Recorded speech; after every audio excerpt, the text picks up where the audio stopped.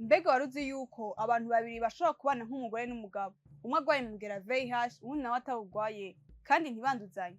Muti gute? Umuntu agendana umugera VIH hama akaba afata neza imiti yo gupfupfahaza, harageraho uwo mugera utakaza inkomezi ntube ukicandukira ariko ukiri indani mu maraso. Uwugendana sida nawe nuko aba afise umugera wa VIH mu mubiri, hanyuma ntafate uwo muti wo gupfupfahaza, mu nyuma wa mugera ugwiriye ugahinduka sida ariyo yandukira. Muti none VIH na sida biratandukanye? Ego cane, VIH na sida biratandukanye. Ubushakashatsi buvuga ko iyo VIH yashitse ku rugero rwo kwitwa sida, umubiri uragwaragurika cane kuko abasoda b'umubiri baba batagishoboye kuwukingira indwara. Mu ncamake, sida n'umugera wa VIH uba mwinshi mu mubiri kuko utapfupfahajwe.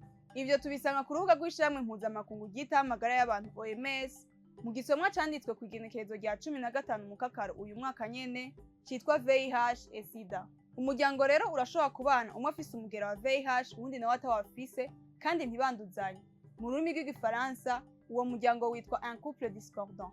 Kugira rero utagendana umugera yikingire, arashobora gufata imiti yo kwikingira umugera wa sida, nayo uwufise umugera ategerezwa kwitwarika kwama afata imiti yo gupfupfahaza, kuko asamaye gato umugera wa VIH uragwira ugahinduka sida, mu nyuma akanduza mugenzi we. Umenye ko umukunzi wawe agwaye umugera wa sida mugomba mwubakane. Mbega womuheba canke mwokubakana?